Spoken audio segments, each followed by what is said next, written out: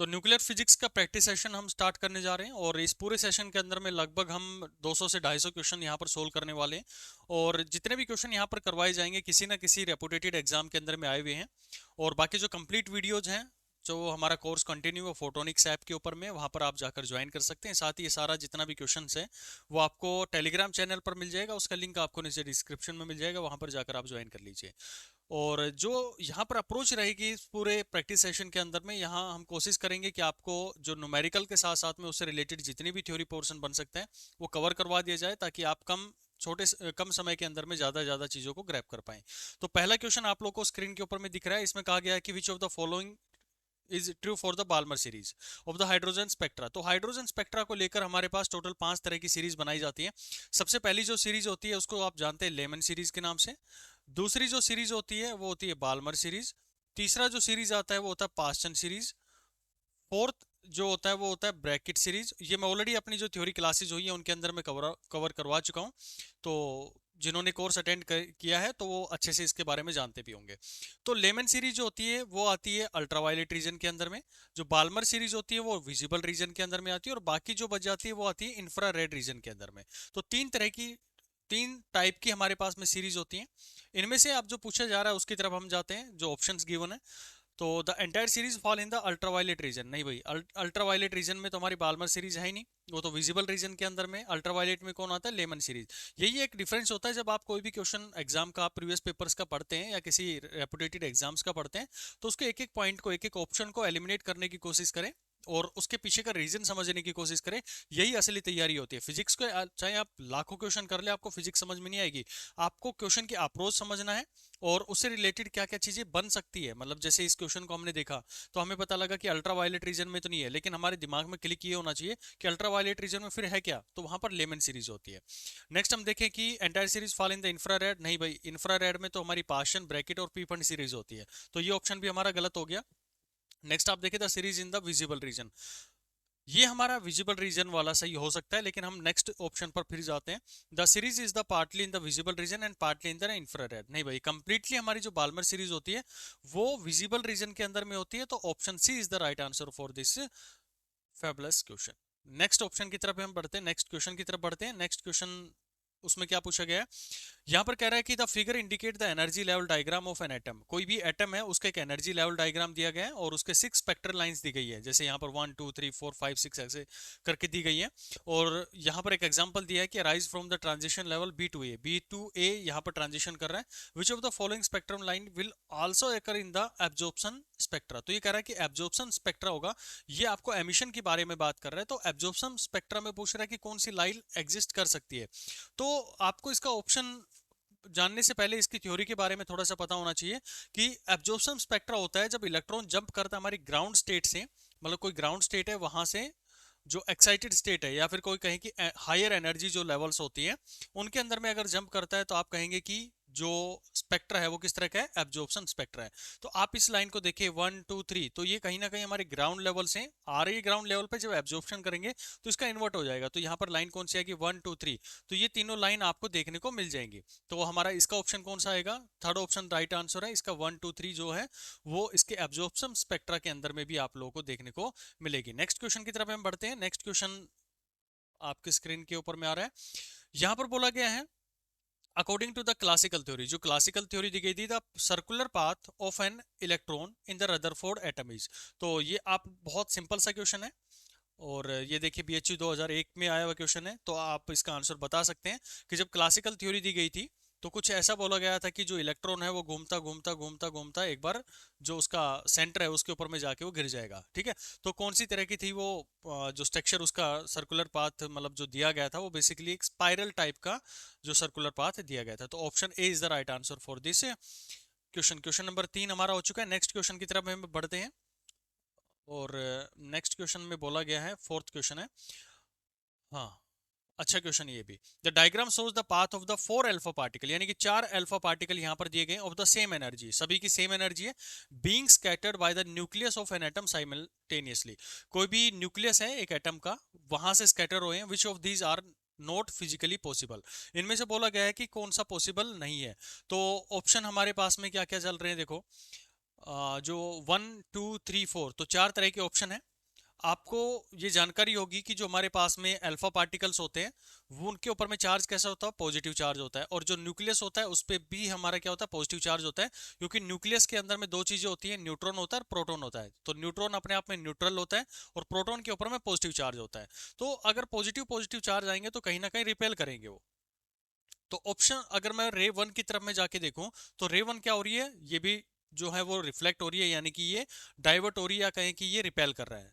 रे नंबर 2 की तरफ जाके देखें तो जैसे न्यूक्लियस के पास से जा रहा है तो ये इसके डायरेक्शन को चेंज कर रहा है।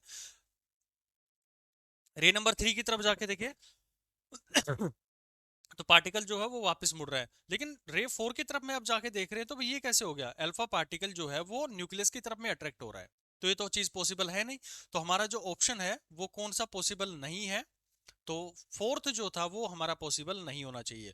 तो यहाँ पर आपको रे 4 दिख रही है कहीं पर, बिल्कुल हमारा डी ऑप्शन है वो राइट आंसर होगा इसका। तो आपको क्वेश्चन समझ में आया होगा कि हमने इसका रिपेल क्यों कर रहा है। ठीक है, नेक्स्ट क्वेश्चन की तरफ में हम बढ़ते हैं। क्वेश्चन नंबर 5 है। नेक्स्ट क्वेश्चन आ जाओ भाई।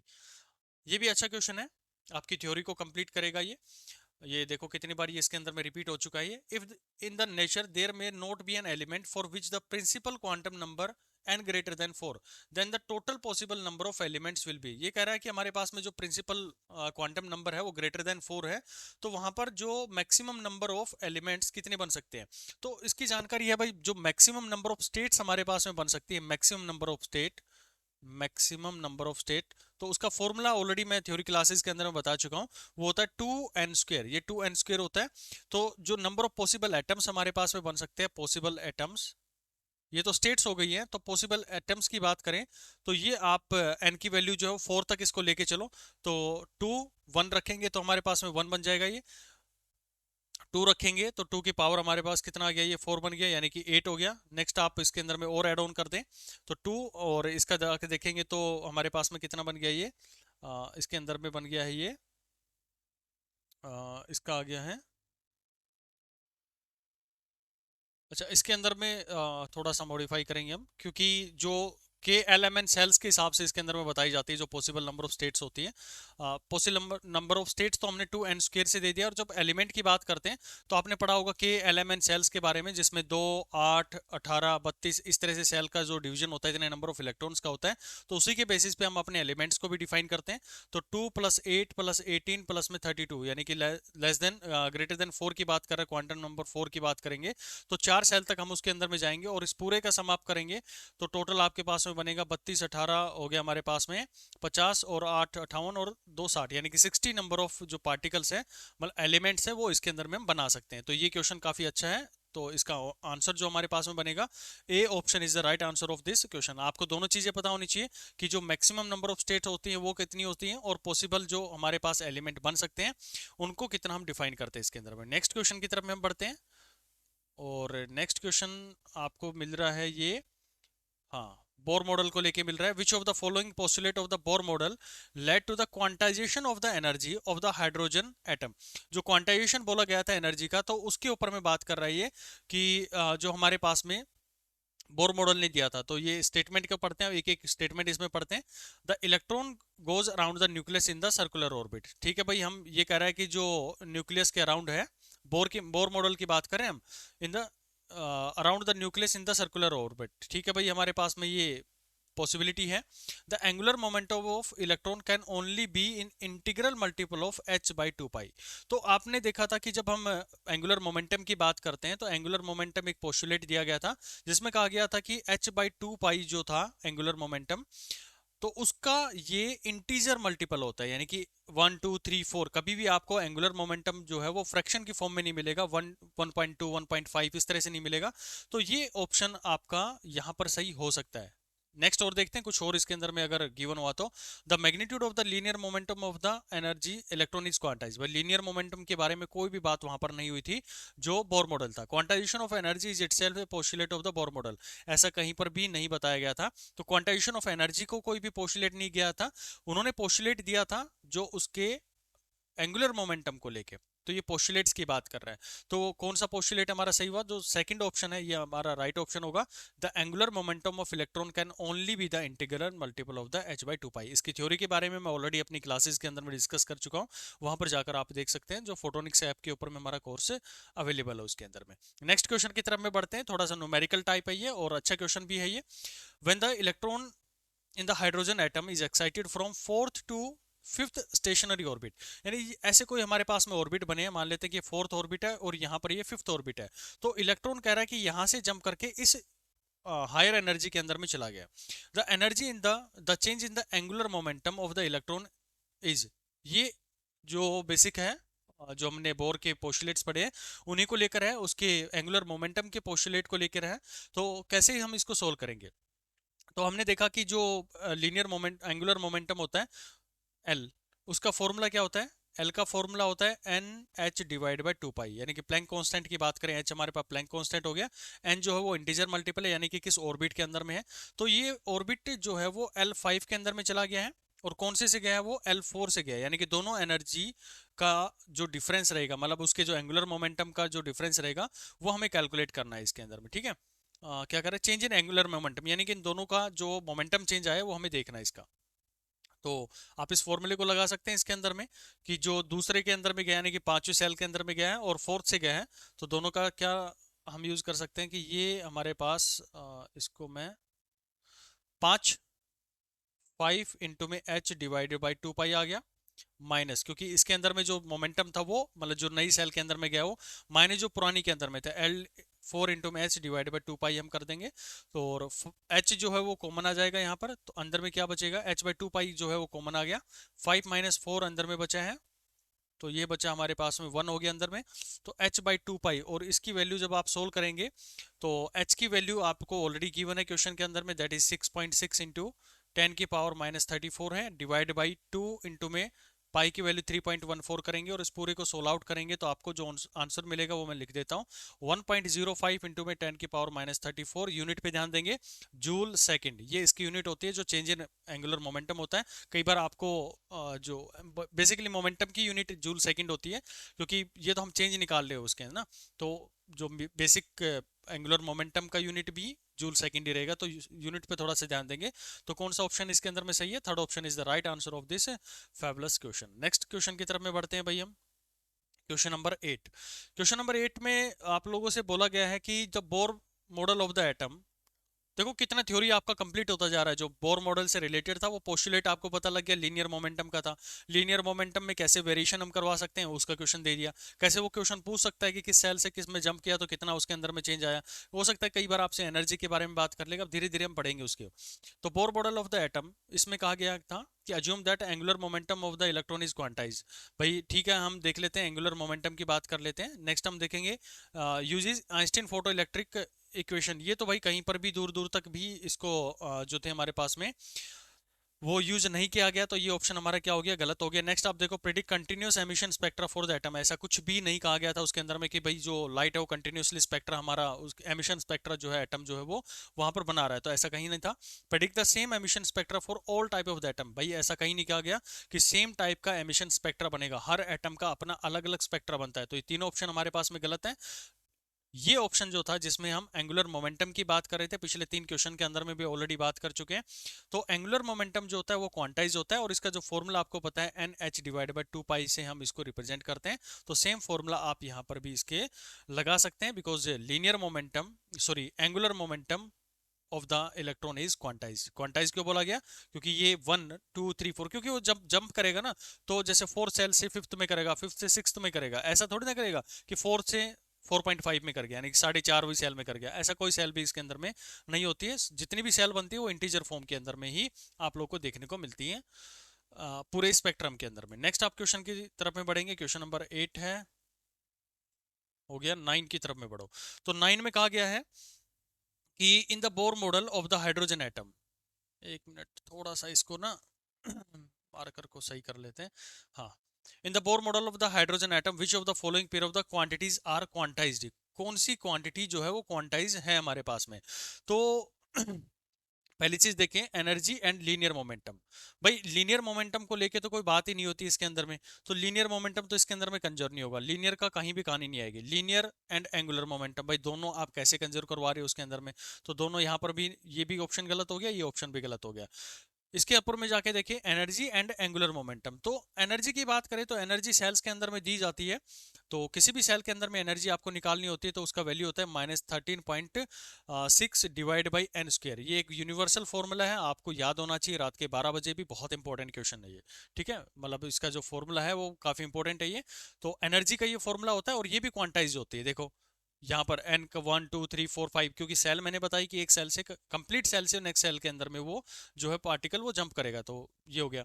नेक्स्ट आप देखें एंगुलर मोमेंटम को, तो एंगुलर मोमेंटम भी ऑलरेडी आपको बता दिया गया है कि NH डिवाइड बाई 2 पाई होता है, और ये भी क्या होता है, क्वांटाइज होता है। तो कौन कौन सी क्वांटिटी जो है हमारे पास क्वांटाइज है, energy and angular momentum both are quantise in this question. Next question की तरफ में बढ़ते हैं। ये आपको आ रहा है ना धीरे धीरे समझ में, जो भी मैं बता रहा हूँ भाई, आपको नोट डाउन करते चलना है इन क्वेश्चंस को, काफी इंपॉर्टेंट क्वेश्चन है ये। नेक्स्ट क्वेश्चन देखो, ये कह रहा है कि ऑर्बिटल एक्सेलेरेशन ऑफ इलेक्ट्रॉन, काफी अच्छा क्वेश्चन है, थोड़ी सी थ्योरी पोर्शन, थोड़ा सा न्यूमेरिकल मैथमेटिकल पोर्शन इसके अंदर में हम कवर करेंगे। तो देखो एंगुलर मोमेंटम जो होता है उसको आप देते हैं m, mass into velocity into में रेडियस, इससे देते हैं, और इसको हम इक्विवेलेंट मानते हैं N H divide by 2 pi के बराबर मानते हैं। ये तो आपको ने पहले भी पढ़ चुके हैं। तो ये कह रहा है कि ऑर्बिटल एक्सेलेरेशन की बात कर रहा है, तो ऑर्बिटल एक्सेलेरेशन लाने के लिए हमें उसकी सेंट्रीपिटल जो एक्सेलेरेशन होता है वही रेस्पॉन्सिबल होता है। काइनेमेटिक्स के अंदर में जो सर्कुलर मोशन था उसके अंदर में ऑलरेडी बता दिया गया, और ये होता है जो लीनियर वेलोसिटी आती है डिवाइड बाय जो उसका रेडियस होता है, इसके बराबर में होता है। तो मेरा इस लीनियर मोमेंटम से मेरा मोटिव रहेगा कि मैं इसकी वेलोसिटी निकाल लूँ। तो वेलोसिटी जब हम यहाँ से निकालेंगे तो ये हमें मिलने वाली है n H divide by 2 pi into में एम आर आ गया। अब इस वैल्यू को, v की वैल्यू को यहाँ पर आप पुट डाउन कर दें तो आपको मिलेगा एन स्क्वेयर इंटू में एच स्क्वेयर डिवाइड बाई, ये टोटल जो बनेगा वो 4 pi square m square r square था, और एक आर और आ गया हमारे पास में, तो आर क्यूब हो गया। तो ये टोटल जो था वो सेंट्रीपिटल एक्सेलेरेशन बोल लो, या फिर आप उसको बोल दो कि जो उसका ऑर्बिटल एक्सेलेरेशन है, यानी कि जब भी इलेक्ट्रॉन रिवॉल्व कर रहा होगा तो उसके ऊपर में जो एक्सेलेरेशन लग रहा है, जो सेंट्रीपिटल एक्सेलेरेशन लग रहा है, वही रेस्पॉन्सिबल होता है इसको उसमें ऑर्बिट में जो है वो रिवॉल्व करवाने के लिए। तो आपका जो ऑप्शन यहाँ पर आने वाला है एन स्क्वेयर इंटू में एच स्क्वेयर, तो ऑप्शन यहाँ पर आप लोग देखो भाई, आपको ऑप्शन पहला दिख रहा होगा, n square H square 4 pi square m square r cube. तो पहला ऑप्शन जो है वो इसका राइट आंसर रहने वाला आप लोगों के लिए। ठीक है, तो यहाँ पर हमारे 10 क्वेश्चन हो गए हैं, तो उम्मीद करूंगा 10 क्वेश्चन आपको अच्छे से समझ में आ गए होंगे। अगर नहीं आए तो एक बार थोड़ा सा पीछे जाके रिवाइंड कर लेंगे, अपनी थ्योरी पोर्शन को भी थोड़ा सा आप स्ट्रॉन्ग करते हुए चलेंगे इसी के साथ साथ। ठीक है, तो नेक्स्ट क्वेश्चन की तरफ में बढ़ते हैं। तो नेक्स्ट क्वेश्चन इसके अंदर में बोला गया है, the magnetic moment mu of the revolving electron around the nucleus varies with the principal quantum number n। तो बेसिकली ये ना मैग्नेटिक चीजों से जुड़ा हुआ क्वेश्चन है, ये मैग्नेटिक मोमेंट से जुड़ा हुआ क्वेश्चन है। तो मैग्नेटिक मोमेंट आपको दी जाती है mu that is equal to l by 2m, यानी कि एल जो है वो उसका एंगुलर मोमेंटम दिया गया है, 2 हमारे पास में कांस्टेंट हो गया, m उसका मास हो गया। तो आप यहाँ से जो इसकी लीनियर मोमेंटम की फॉर्म में निकालना चाहें तो आप इसको लिख सकते हैं म्यू इंटू में 2m लिख सकते हैं। तो आपको दिख रहा है कि ये तो हमारे पास में कांस्टेंट आ गया है, तो l is directly proportional to mu हम लिख सकते हैं। तो यही पूछा गया है कि जो हमारे पास में, सॉरी ये एन के बारे में बात कर रहे हैं ना आप लोगों से, एक मिनट एन एन एन, अच्छा, तो ये एल जो था इसकी वैल्यू को हम पुट डाउन कर देते हैं, सॉरी सॉरी सॉरी, एल की वैल्यू को, क्योंकि ये प्रिंसिपल क्वांटम नंबर जो एन था उसकी टर्म के अंदर में पूछ रहा है, तो आप यहाँ से l directly proportional to mu भी कर सकते हैं, और एल की वैल्यू को भी आप यहाँ पर पुट डाउन करना चाहें तो कर सकते हैं, N H divide by 2 mu कर सकते हैं, 2 पाई कर सकते हैं। तो म्यू जो है वो डायरेक्टली प्रोपोर्शनल है एन के, या फिर आप कहें कि n is directly proportional to mu, या फिर mu is directly proportional to n. तो यहाँ पर ऑप्शन के अंदर में देखो कौन सा ऑप्शन आपको सही दिख रहा है इसके अंदर में, ये इनवर्सली प्रोपोर्शनल है, नहीं भाई गलत है, ये एन स्क्वायर है, नहीं होगा, ये भी नहीं होगा, तो हमारा ऑप्शन पहला जो है वो सही बनेगा, that is mu is directly proportional to n. देखो कितने सिंपल क्वेश्चन है, अगर आप बहुत कंसंट्रेशन के साथ में इन क्वेश्चन को सोल्व करते हुए चलेंगे। नेक्स्ट क्वेश्चन की तरफ हम बढ़ते हैं। नेक्स्ट क्वेश्चन नंबर 12 है हमारे पास, और इस क्वेश्चन में बोला गया है, अच्छा क्वेश्चन है ये, hydrogen spectra of lithium ion are both in the second excited state, यानी कि जो उसकी सेकंड एक्साइटेड स्टेट है, यहाँ पर मान लीजिए तो फर्स्ट है ये इसकी सेकंड है, इसके अंदर में है। इफ यहाँ पर क्या बोला गया भाई, ये क्वेश्चन के अंदर में जो हमारे पास में है, electronic momenta and E H and E L. ठीक है, इस क्वेश्चन को भाई बाद में करेंगे, यहाँ पर थोड़ा सा इसके अंदर में क्लैरिटी नहीं आ रही है। ये शायद इसके अंदर में ना लिथियम लिखा हुआ है कुछ। ओके, चलो नेक्स्ट क्वेश्चन कर लेते हैं, फिर इस क्वेश्चन को दोबारा से हम डील कर लेंगे एक बार।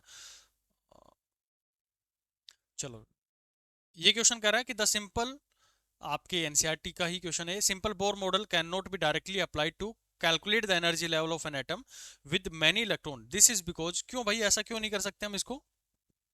जो हमारे पास में simple Bohr model can not be directly applied to calculate energy level of an atom with many electrons, बहुत सारे इलेक्ट्रॉन्स होते हैं, उसको हम नहीं कर सकते इसके अंदर में, क्योंकि जो हमारे पास में, तो इसके ऑप्शंस को हम एक बार देख लेते हैं। पहला ऑप्शन क्या कह रहा है? This is because of the electron not being subjective to central force of the electron colliding with each other. तो ये ऑप्शन हमारा गलत है भाई, एक दूसरे से तो कोलाइड कभी करते नहीं है, स्क्रीनिंग इफेक्ट इसके अंदर में आता नहीं है कभी भी।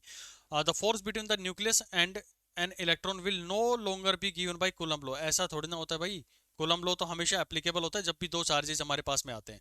तो कौन सा ऑप्शन इसके अंदर में हुआ? Of the electron not being subjected to a central force, क्योंकि वहां पर कोई भी कोई सेंट्रल फोर्स नहीं लग रही होती है, तो इसकी वजह से हम डायरेक्टली जो एनर्जी है वो हम जो फॉर्मूला है बोर मॉडल का, वो हम डायरेक्टली इसके अंदर में अप्लाई नहीं कर सकते, जो एनर्जी लेवल्स हैं, जब बहुत सारे इलेक्ट्रॉन उसके अंदर में आ जाते हैं। क्यों? Of the electron not being subject to a central force. तो ये क्वेश्चन का आंसर आप लोगों को मिल गया होगा। नेक्स्ट क्वेश्चन की तरफ में हम बढ़ते हैं, क्वेश्चन नंबर 14। तो क्वेश्चन नंबर 14 इसके अंदर में कह रहा है कि for the ground state the electron in the H atom has an angular momentum h, ये एंगुलर मोमेंटम एच दिया गया है इसके अंदर में। According to simple Bohr model angular momentum is a vector, देखो एंगुलर मोमेंटम बहुत सारे क्वेश्चंस बनते हैं इसके अंदर में। Angular momentum is a vector and hence there will be infinitely many orbital with the vector pointing in all possible direction, यानी कि कह रहा है कि बहुत सारे इनफाइनाइटली ऑर्बिट्स हो सकते हैं जो कि हर पॉसिबल डायरेक्शन के अंदर में होंगे। In actually this is not true, हालांकि ये ट्रू नहीं है, क्योंकि जो हमारे पास में है ना, अगर ऐसा हमने कर दिया तो सिंपल सी बात है कि हमारा जो बोर मॉडल होता है, यानी उसके थ्रू हम जो लीनियर मोमेंटम मिलता है वो, सॉरी एंगुलर मोमेंटम मिलता है वो एन एच डिवाइड बाई 2 पाई मिलता है, और ये एन जो है वो अपनी एक इंटीजर वैल्यू रखता है। तो अगर हम ऐसा कर देंगे तो जो एंगुलर मोमेंटम है वो इनकरेक्ट वैल्यूज हमारे पास में देना शुरू कर देता है। तो हमारा जो ऑप्शन होगा वो कौन सा सही होगा? पहला ऑप्शन इसके अंदर में सही होगा। बाकी जो ऑप्शन है इसके अंदर में आप देख सकते हैं, because only one of this would have minimum energy, ऐसा नहीं है भाई। ठीक है, angular momentum must be in the direction off spin off direction, ऐसा कुछ भी नहीं है इसके अंदर में, क्योंकि हम बेसिकली उसके जो है लीनियर जो एंगुलर मोमेंटम है उसको ही लेकर हम यहाँ पर ज़्यादातर जो है फोकस करते हैं, क्योंकि जो बोर मॉडल था उसके थ्रू हम जो फाइंड आउट करते हैं उसके जो पोस्टुलेट थे उसके अंदर में भी लीनियर मोमेंटम की कहानी जो है वो बताई गई थी। तो ये ऑप्शन भी हमारा गलत हो गया। नेक्स्ट हम क्वेश्चन देख लेते हैं, हमारे पास में क्वेश्चन नंबर इसका 15 नंबर क्वेश्चन देख लेते हैं, थोड़ा सा इसके अंदर में हाँ अच्छा क्वेश्चन है ये इसमें कहा गया कि the electric potential between A proton and an electron, जो इलेक्ट्रिक पोटेंशियल है जिसको आप जानते हैं पोटेंशियल एनर्जी को हम डिफाइन करते हैं पीई, जो एनर्जी थी, और ये आपको गिवन होती है v naught log r divide by r naught के बराबर में। तो यू जो होता है उसको हम क्या लिख सकते हैं? ईवी के बराबर में लिख सकते हैं, यानी कि जो इसके ऊपर में चार्ज है और जो उसकी जो उसके अक्रॉस में वोल्टेज लगाया गया है। तो यहाँ पर आप लोग देखेंगे कि फोर जो होती है, फोर्स को हम लिख सकते हैं माइनस ऑफ जो उसकी पोटेंशियल एनर्जी थी, यानी कि जो पोटेंशियल एनर्जी का ग्रेडियंट है उसके अकॉर्डिंग हम लिख सकते हैं। ये हमारे पास में इसका मोड आ गया, और जब आप इसको लिखेंगे तो ये हमारे पास में बन गया e v naught divide by r naught into में 1/r। ये सिंपल इसी को मैंने क्या किया है, डिफ्रेंशिएट कर दिया है विद रिस्पेक्ट टू आर, तो जो जनरेट होकर आएगा हमारे पास में फोर्स आएगा। ठीक है, तो इसको मूव करवाने के लिए जो सेंट्रीपिटल फोर्स लगती है that will be equal to M B square divide by are, that will be equal to जो हमारे पास में फोर्स लग रही है जिसकी फॉर्मेशन हमारे पास यहाँ से निकल के आ गई है, that is equal to A V naught, क्योंकि centripetal force F is equal to M B square by R होती है। तो वो फोर्स जो होती है हमने पोटेंशियल एनर्जी की फॉर्म के अंदर में डिफाइन कर दी है।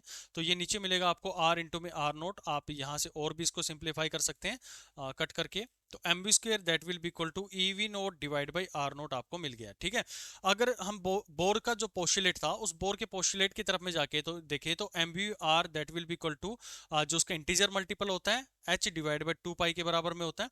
तो आपको सिंपली क्या करनी है, जो एम बी स्क्वायर आएगा हमारे पास में, यानी कि इनकी वैल्यू जो है आप यहाँ पर पुट डाउन कर सकते हैं। तो ये आ गया हमारे पास में एम वी स्क्वेयर, यानी कि वी इसके अंदर में आप पुट करें तो एम वी मेरे पास में ये आ गया है। तो पुट करने के बाद में आपको मिलेगा एम वी स्क्वेयर, यानी कि दोनों साइड में मैं क्या कर देता हूँ, अभी स्क्वेयर कर देता हूँ ताकि हम उसको रिलेट करवा पाए। एम वी स्क्वेयर इंटू में आर स्क्वेयर, या फिर आप सिंपली एम वी अलग करके यहाँ पर वैल्यूज को पुट कर सकते हैं, वो फिर आपको रूट वगैरह लेना पड़ेगा इसके अंदर में। तो सिंपली हम इसको दोनों साइड में क्या कर देते हैं, स्क्वेयर कर देते हैं। एन स्क्वेयर एच स्क्वेयर आ गया हमारे पास, और नीचे आ गया 4 पाई स्क्वेयर।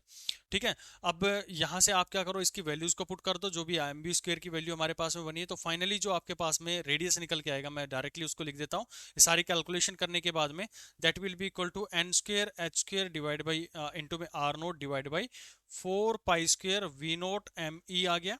तो यहाँ से आप लोग देख पा रहे हैं कि जो आर है, ये वाला आर जो था, क्योंकि यहाँ पर ये बोला गया कि बोर मॉडल वेरिएबल था r n n, n being the principal quantum number है। तो इनके बीच में क्या रिलेशन सेटअप होगा, तो वही रिलेशन के लिए हमने क्या किया है, हमने पोटेंशियल एनर्जी था वो यहाँ पर दिया गया था, उससे हमने फोर्स निकाली, और फोर्स को मैंने उसकी सेंट्रीपिटल फोर्स से जो था वो इक्वेट किया। तो हमारे पास में एम बी स्क्वेयर की वैल्यू यहाँ से ये निकल के आ गई है। मैंने सिंपल क्या किया, इसको दोनों साइड में स्क्वेयर कर दिया ताकि मैं इनकी वैल्यूज को पुट कर दूं, या फिर और तरीके से भी हम इसको जैसे भी आपको सुटेबल लगे उससे आप इसको पुट डाउन करके देख सकते हैं। ठीक है, और ये इसकी वैल्यूज को हमने देखा तो हमने पाया कि आर जो है वो r square that will be equal to N square के बराबर में है। तो r square is directly proportional to N square है, तो आप ये कह सकते हैं कि r is directly proportional to n है। तो यहाँ आप ऑप्शन देखेंगे आर, यानी कि जो हमारे पास में आर एन दिया गया, यानी कि किसी भी सेल का जो रेडियस दिया गया है उसकी बात कर रहे हैं हम। तो ये आर एन भी आप इसको पुट डाउन कर सकते हैं, आर एन से हम इसको लिख सकते हैं। तो r n is directly proportional to r हमारे पास में आना चाहिए। तो कौन सा ऑप्शन जो है उसका सही बन रहा है, तो first option is the right option of this question. बस आपको इसमें समझ में ये समझने के लिए ये आपको ध्यान में रखना था कि जो पोटेंशियल एनर्जी है उसको हम कैसे इसके साथ में इक्वेट कर रहे हैं। तो अच्छा क्वेश्चन था, एक बार जरूर इसको रिवाइज करेंगे। नेक्स्ट क्वेश्चन की तरफ में हम बढ़ जाते हैं। क्वेश्चन नंबर 16 है। क्वेश्चन नंबर 16 बिल्कुल आपका थ्योरी है, इस ज़्यादा कोई डिफिकल्ट लेवल का है नहीं है, सिंपल सा क्वेश्चन है। When A hydrogen atom is raised from the ground state of N excited state, ground state है वहां से इसको एक्साइटेड स्टेट के अंदर में लेके गए हैं। तो कुछ चीजें इसके अंदर में बात कर रहा है, तो यहाँ पर कह रहा है कि potential energy increases and kinetic energy decreases. तो थोड़ी सी थ्योरी आपको पता होना चाहिए कि जो पोटेंशियल एनर्जी होती है वो डायरेक्टली प्रोपोर्शनल होती है 1/r के, और जो काइनेटिक एनर्जी होती है वो भी हमारे पास में 1/r के डायरेक्टली प्रोपोर्शनल जो है वो होती है। लेकिन जब पोटेंशियल एनर्जी की बात करते हैं तो पोटेंशियल एनर्जी के आगे हमारे पास में नेगेटिव का साइन निकल के आता है, यानी कि जो एनर्जी है वो हमारी क्या होती है, नेगेटिव डायरेक्शन के अंदर में चलती चली जाती है। तो potential energy is inversely proportional to minus of 1/r होता है, और काइनेटिक एनर्जी जो होता है वो 1/r पॉजिटिव होता है। तो जैसे जैसे हम ऊपर की तरफ में जा रहे हैं, यानी कि हमारा रेडियस जो है वो ऊपर की तरफ में बढ़ रहा है, यानी आर हम इंक्रीज करते हुए जा रहे हैं। तो भाई आर इंक्रीज कर रहे हो तो ये वैल्यू जो है वो इंक्रीज हो रही है, लेकिन ये कंप्लीट जो पोटेंशियल एनर्जी है वो आप देख रहे हैं कि क्या हो रही है इसके अंदर में, पोटेंशियल एनर्जी हमारी इंक्रीज होती आएगी। यानी कि पहले क्या रहेगा, पहले मान लो -10 था, फिर -9 -8 -7, तो उसकी जो वैल्यू है -10 -8 -7, इसी तरह से -1 जीरो की तरफ में आएगा। तो हमें पता है कि नेगेटिव के अंदर में जब हम छोटी वैल्यू की तरफ में आते हैं तो हम कहते हैं कि वो जो है वो चीज़ इंक्रीज हो रही है। तो ये पोटेंशियल एनर्जी क्या हो रही है, इंक्रीज हो रही है। लेकिन जब आप काइनेटिक एनर्जी की बात करेंगे तो ये मान लो 10 है, तो ये थोड़ी देर के बाद में 8 7 6 5 ऐसे आएगा और जीरो की तरफ में अप्रोच करेगा, यानी कि नेगेटिव पॉजिटिव से नेगेटिव की तरफ में अप्रोच करेगा। तो ये वैल्यू जो है वो डिक्रीज हो रही है। तो जैसे जैसे हमने आर को बढ़ाया, पोटेंशियल एनर्जी हमारी क्या हो गई है, इंक्रीज हो गई है, और काइनेटिक एनर्जी जो है वो डिक्रीज होती आ गई। तो ऑप्शन इसके अंदर में आप ढूंढेंगे कौन सा सही होगा, क्योंकि जो ऑप्शंस थे वो काइनेटिक एनर्जी और पोटेंशियल एनर्जी को लेकर बात कर रहे हैं। तो potential energy increases, kinetic energy जो है वो डिक्रीज हो रही है। ठीक है, तो ऑप्शन कौन सा सही है इसके अंदर में, पहला ही ऑप्शन हमें सही मिल गया। तो potential energy increases and kinetic energy decreases. ठीक है भाई, चलो नेक्स्ट क्वेश्चन की तरफ में हम बढ़ते हैं। नेक्स्ट क्वेश्चन लाया जाए भाई जल्दी से, क्वेश्चन नंबर 17। तो यहाँ पे कहा गया है कि the electron in the hydrogen atom makes a transition from excited state to ground state. देखो क्वेश्चन को पढ़ना बहुत जरूरी होता है, एक एक वर्ड को पकड़ के चलोगे आप इजिली सारे क्वेश्चन कर लोगे। विच of the following statement is true. तो यहाँ पर ये हाइड्रोजन एटम की बात कर रहा है, ट्रांजिशन स्टेट है, यानी ऊपर वाली स्टेट है, वहां से ये ग्राउंड स्टेट के अंदर में लेके आ रहा है। जो इलेक्ट्रॉन था वो ऊपर से नीचे की तरफ में आ रहा है, तो उसकी कहानी बात कर रहा है। It's kinetic energy increases and it's potential energy and total energy decreases. ठीक है, तो टोटल एनर्जी की बात करते हैं हम, ऑप्शन की तरफ में मैं जाऊंगा, लेकिन पहले मैं थोड़ी थ्योरी इसकी बात कर लेता हूँ। तो टोटल एनर्जी जो होती है वो होती है हमारे पास में -13.6। जो थ्योरी आपको पढ़ाई गई थी उसके अंदर में मैंने बड़े बेहतरीन लेवल पर इन सब चीज़ों को वहाँ पर डिस्कस किया था। और ये हमारी इलेक्ट्रॉन वोल्ट, यानी कि इतनी जो है वो हमारे पास में एनर्जी होती है, टोटल एनर्जी की बात कर रहे होते हैं। तो काइनेटिक एनर्जी जो होती है किसी भी सेल की बात करते हैं तो वो होती है हमारे पास में En। और जब हम पोटेंशियल एनर्जी की बात कर रहे हैं तो यहाँ पर जो आएगी वो ट्वाइस ऑफ En निकल के आ जाएगी। यानी कि जिस भी सेल की बात कर रहे हैं तो उसकी पोटेंशियल एनर्जी और काइनेटिक एनर्जी दोनों हम इसके अंदर में डिफाइन कर रहे हैं। तो क्योंकि हम एनर्जी यहाँ से एक्साइटेड स्टेट से और ग्राउंड स्टेट की तरफ में आ रहे हैं तो हम एन को क्या करते आ रहे हैं, डिक्रीज करते आ रहे हैं। जैसे जैसे हम एनर्जी यहाँ पर बढ़ाएंगे, यानी कि जो एनर्जी इसकी बढ़ेगी, सॉरी जो सेल है इसका डिक्रीज होता हुआ आएगा, तो आप देख पा रहे हैं कि जो काइनेटिक एनर्जी है वो क्या होती आ जाएगी, क्योंकि ये डिनोमिनेटर में है तो ये टोटल जो था उसका वो क्या होता जाएगा, डिक्रीज होता जाएगा। ये वाला कंपोनेंट जो था वो नेगेटिव के अंदर में अप्रोच करना शुरू कर देगा, जैसे पिछले क्वेश्चन में बताया -10 -8 -4 इस तरह से। और तो वहां से आप देखेंगे तो आपकी जो काइनेटिक एनर्जी है वो क्या हो गई है, इंक्रीज हो गई है। लेकिन जब आप पोटेंशियल एनर्जी की तरफ बात करेंगे तो पोटेंशियल एनर्जी क्योंकि उसके अंदर में क्या पॉजिटिव वैल्यू के कारण में जा रहा है, तो ये पूरा पैरामीटर क्या हो जाएगा हमारे पास में प्लस का आ जाएगा। तो जैसे जैसे हम वैल्यू को इंक्रीज करेंगे तो ये पोटेंशियल एनर्जी इसके अंदर में डिक्रीज होती हुई जाएगी। तो टोटल आप लोग देख पा रहे हैं कि जैसे ही हमने ये एन को डिक्रीज करना शुरू किया तो काइनेटिक एनर्जी जो है वो उसके अंदर में इंक्रीज हो रही है, पोटेंशियल एनर्जी जो है वो डिक्रीज हो रही है। लेकिन जब हम टोटल एनर्जी की बात करते हैं En, तो इसके अंदर में जब ये टोटल एनर्जी थी तो ये एन की वैल्यू मैं इंक्रीज कर रहा हूँ, तो इसकी वजह से भी ये तीन फॉर्मूलाज हैं, एक टोटल एनर्जी के, काइनेटिक एनर्जी, पोटेंशियल एनर्जी की बात कर रहा था। तो ये तीनों हमारे पास में क्या हो गई है, एनर्जी एन की वैल्यू हमारे पास में बढ़ेगी तो टोटल एनर्जी भी वहां से क्या हो रही है, इसकी डिक्रीज होती हुई आ रही है। तो आपका ऑप्शन कौन सा इसके अंदर में सही बनने वाला है भाई, यहाँ पर आप लोग देखेंगे kinetic energy increases, potential energy and total energy decreases. तो ऑप्शन यहाँ पर पहला ही हमें मिल गया। तो first option is the right answer of this question. Basic theory आपको तीनों चीजें पता होनी चाहिए कि टोटल एनर्जी कैसे कैलकुलेट करते हैं, काइनेटिक एनर्जी कैसे करते हैं, और पोटेंशियल एनर्जी जो है वो कैसे हम इसके अंदर में कैलकुलेट करते हैं। पिछला जो क्वेश्चन था उसके अंदर में मैं रेडियस की बात कर रहा था, यहाँ पर मैं इंटीजर वैल्यू की बात कर रहा हूँ। यानी कि सेल को जब करवा रहे हैं ना, कुछ के दिमाग में आना चाहिए, पिछले के अंदर में आपने उल्टा बता दिया।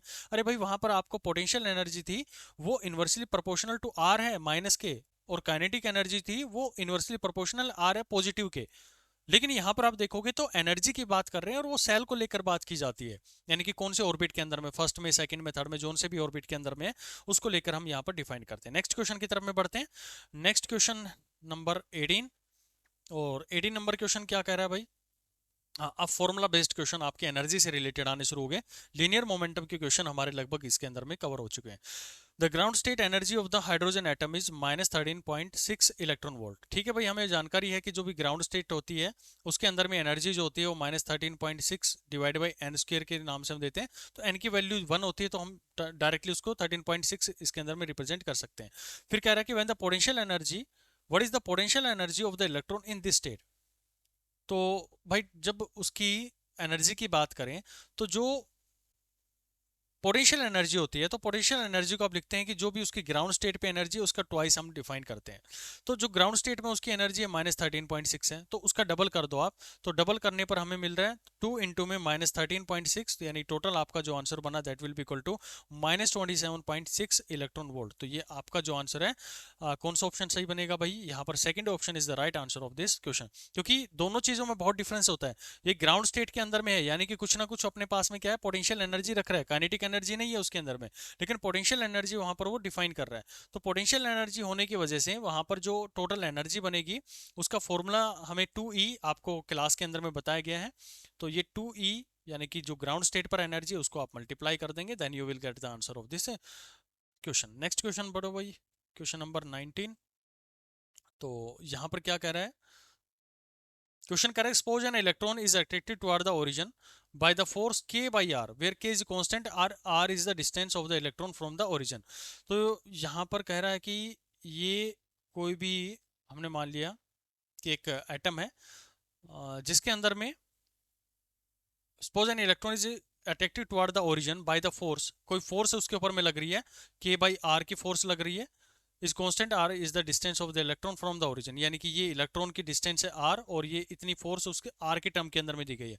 Bye applying Bohr model to this system the radius of nth orbital of the electron is found to be Rn। Rn उसका जो है nth ऑर्बिट जो है वो माना गया है। The kinetic energy of the electron to be Tn, then which of the following is true. ये कह रहा है कि इनमें से कौन सा ट्रू है जब आप जो ऑर्बिटल है वो उसका Rn माना गया है, द रेडियस जो आर एन माना गया है, काइनेटिक एनर्जी जो है वो टी एन मानी गई है, तो इनमें से कौन सी स्टेटमेंट इसके अंदर में सही है। कोई दिक्कत नहीं है, बहुत ही सिंपल क्वेश्चन है, इसको हम अभी सोल्व कर लेते हैं। तो हमें पता है कि जो फोर्स की बात कर रहा है, जब फोर्स की बात कर रहा है भाई ये यहाँ पर, तो ये ओरिजिन की तरफ में लेके आ रहा है और इसकी वैल्यू ऑलरेडी आपको दी गई है के बाई आर। लेकिन जब हम सेंट्रीपिटल फोर्स से इसको कंपेयर करेंगे, क्योंकि सेंटर की तरफ में वही खींच रहा होगा, तो K by are that will be equal to M V square divide by R आप लिख सकते हैं। और लीनियर मोमेंटम है, सॉरी जो एंगुलर मोमेंटम है उसको आप लिखते हैं N H divide by two pi के नाम से लिखते हैं, यही होता है। और इसको भी हम इक्वेट कर सकते हैं एम वी, मतलब जो भी जिस भी nth सेल की वेलोसिटी है उसके अंदर में, और आर एन जो भी nth सेल का जो रेडियस है उसकी हम बात करते हैं, तो हम जो एंगुलर मोमेंटम है उसको यहाँ पर हम रिप्रेजेंट कर सकते हैं, ठीक है। और जब हम यहाँ पर पुट डाउन करेंगे जो हमारी वेलोसिटी है, तो यहाँ पर आप इसके अंदर में वेलोसिटी फाइंड आउट करेंगे और इस फॉर्मूला के अंदर में पुट डाउन करेंगे, तो हमें जो मिलने वाला M N H divided by two pi M R N, ये मैंने वी जो था वो यहाँ से कैलकुलेट कर रहा हूँ भाई, तो ये एम नीचे आ गया, आर एन नीचे आ गया, और यहाँ से मैं इसको कर दूंगा, इसका स्क्वायर आ गया, इसके अंदर मैं पुट डाउन कर रहा हूँ भाई मैं। और ये हो गया हमारे पास में के बराबर में आ जाएगा, ठीक है। सिर्फ मैथमेटिकल कैलकुलेशन है भाई, और कुछ भी इसके अंदर में नहीं है, ठीक है। और जब आप इसको कंपेयर करेंगे तो आर एन जो है, मतलब ये आर एन जो है वो हमारे पास में आएगा, क्योंकि हम टोटल ये जो कैलकुलेशन की जा रही है वो हमारे रेडियस को लेके की जा रही है। तो यहाँ से ये आ गया आर एन स्क्वेयर, इधर चला जाएगा तो आर एन स्क्वेयर आ गया, और अंदर में क्या बच जाएगा, ये एन स्क्वेयर बच जाएगा भाई, कुछ नहीं है, इसका स्क्वेयर किया है। तो ये जब स्क्वेयर खोलोगे तो ये स्क्वेयर स्क्वेयर स्क्वेयर हो जाएंगे, तो स्क्वेयर को मैं बाहर की तरफ में लेके गया हूँ, क्योंकि ऑप्शन ही कुछ इस तरह से हमारे पास में अरेंज है, तो उसी फॉर्म में हम यहाँ पर देखने की कोशिश करते हैं। तो आर एन आ गया हमारे पास में, ये किसके डायरेक्टली प्रोपोर्शनल हो गया भाई, ये एन के डायरेक्टली प्रोपोर्शनल जो है वो हो गया। तो हमारा जो ऑप्शन है पहला चीज, तो इसके अंदर में क्या आ गया, आ, ये कौन सा ऑप्शन इसके अंदर में हम डिफाइन कर सकते हैं भाई, आर एन जो है वो directly proportional to N define कर दिया हमने। नेक्स्ट आप देखोगे तो टोटल एनर्जी की बात कर लेते हैं। टोटल एनर्जी जो थी इसके अंदर में काइनेटिक एनर्जी ही है, तो काइनेटिक एनर्जी को हम देते हैं half M V N square के बराबर में। और जो टी एन है यानी कि टोटल जो उसके अंदर में एन एच सेल के अंदर में, तो वहाँ पर आप देखोगे तो हाफ एम और वी की हम ऑलरेडी अभी फाइंड आउट कर चुके हैं, N S divide by two pi M R N into में उसका स्क्वेयर। तो यहाँ से आपको टी एन जो है उसकी एनर्जी जो मिल रही है that is equal to N square divide by R square into में एन के फॉर्म के अंदर मिल रही है। और जब आप इसको सोल्व आउट करेंगे देन यू विल फाइंड कि T N is directly proportional to N हो गया मेरे पास में, यानी कि एन के डायरेक्टली प्रोपोर्शनल हो गया ये। और जब इसको करेंगे, क्योंकि आर एन जो है वो हमारे पास में डायरेक्टली प्रोपोर्शनल टू एन था, जो हमने ऑलरेडी इसके अंदर में देखा है, तो ये टोटल जो रहेगा हमारे पास, नीचे भी हम पुट डाउन करना चाहें तो एन स्क्वेयर हो जाएगा, तो एन स्क्वेयर से एन स्क्वेयर कैंसिल आउट हो जाएगा। तो ये चीज़ हमें कब मिल सकती है, जब एन की पावर जीरो हो, तो उसका मतलब भी वन ही है, तो एन से एन हमारा कैंसिल आउट हो गया, क्योंकि हमने आर एन जो पहले अभी थोड़ी देर पहले फाइंड आउट किया था उसको हमने कंपेयर करके इस वैल्यू को यहाँ पर पुट डाउन कर दिया है, तो एन की जो पावर है वो भी यहाँ पर जीरो आ गई है। तो आप ये लिख सकते हैं कि T N is directly proportional to N की पावर जीरो। तो यहाँ पर हमारा कौन सा ऑप्शन इसके अंदर में दिख रहा है भाई आपको, जो ऑप्शन ए है, T N is independent of N, बिल्कुल सही है भाई। हमने यहाँ पर भी देख भी लिया कि T is independent of N है, क्योंकि एन की पावर जीरो आ रही तो कोई डिपेंडेंसी उसके ऊपर में नहीं है।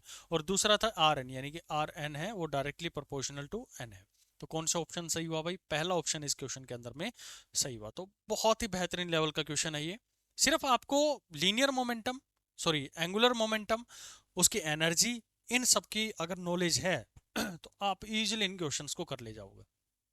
चलो नेक्स्ट क्वेश्चन देखते हैं इसके अंदर में। आ रहा है ना भाई समझ में, बता दिया करो।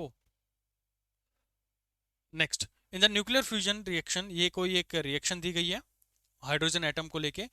Given that repulsive potential energy between two nuclei, दो न्यूक्लियाई हैं उनके बीच में एक रिपल्सिव पोटेंशियल एनर्जी दी गई है।